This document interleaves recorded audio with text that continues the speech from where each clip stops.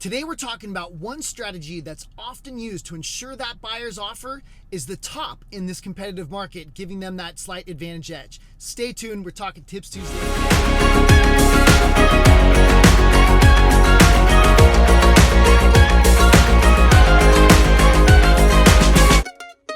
Hello everybody, Gary Massa here with Massa & Associates, and happy Tips Tuesday. Again, today we are talking about one strategy that's being used more and more often in today's super competitive market. It's called the escalation clause. Now again, a handful of years ago, this was introduced probably at a seminar or whatever the case, or somebody tried it and it worked. And now it's, it's been gaining momentum in terms of how many people are using this. We're starting to see it quite frequently in a lot of our offer situations, where basically the escalation clause, if you haven't been made aware of it or seen it used before or using it yourself, is basically when the buyer presents an offer that comes in at, X price, and then has a clause that says that the buyer will pay X amount, whether it's $500, $1,000, $2,500 over any competing offer. The idea is to make sure, because those buyers love that house, that they have the top offer and are going to be in the top consideration. And the idea is that no matter what, they're going to get the house. Now, there are some pros and there are some cons, which we're going to go over next. But again, I'd love to hear your feedback and your experience on what you've been seeing, how this has been working for you, whether you're a buyer, a seller, and you've had that experience, or you're one of my agent friends and you've been using it yourself or seeing it more often, and how you handle it. I know I have my opinion in my experience, but I'd love to hear yours as well. So the pros are, just as I've stated, it does typically ensure that your offer will be the highest offer, and ideally being considered at least the last part of the running of the of that multiple counteroffer situation. The cons are, from what I've seen in my experience, a lot of sellers basically are saying, well, if they're willing to pay this much, why don't they just come in and pay that and offer that much, instead of sandbagging it and basically saying, oh, we're only going to pay just enough to make it over the last the other highest offer.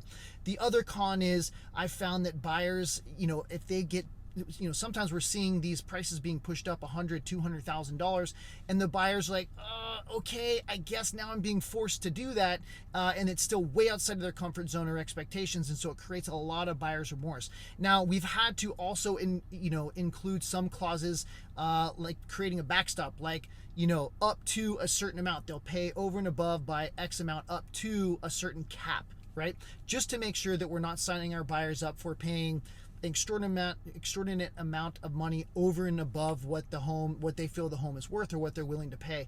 And so we found that a lot of times those offers, while the rest of the market is pushing them up, those tend to have the biggest fallout rates. People they do finally accept it, and then they cancel because they just realize that they paid more than their comfort zone. So again, there are a lot of pros and cons. What I've seen it, in my experience, we've countered it out most of the time, because the buyers tend to say just what I'd mentioned. If they're willing to pay X amount, forget about beating out any offer. Have them put out their highest and best offer, and let's see what people are really, really willing to pay, because then again, it comes from the heart. It's not being forced or pulled from the seller, which creates that buyer's remorse. So a lot more times than not, from the seller side, I've seen it countered out. We also had a situation where we believe it was a similar situation where we were beat out by $500, but our offer was much, much stronger. So we're not sure how that happens. But at the same time, there are a lot of times when that offer is just not getting accepted because of the way that it's received by the buyer or the seller, or whatever the case. So again, I'm curious to see what everybody else's thoughts are on the escalation clause. It is an option, and it is a strategy that is being used more and more frequently. But at the end of the day, I'm curious to see if it's working for more times than not. I want to say back a couple years ago, it was working all the time. Now I want to say it's less than 10% of the time that I've seen it, in play. So curious to see what your thoughts are. Happy Tips Tuesday. Love the interactive, participation here, and we'll talk to you next week.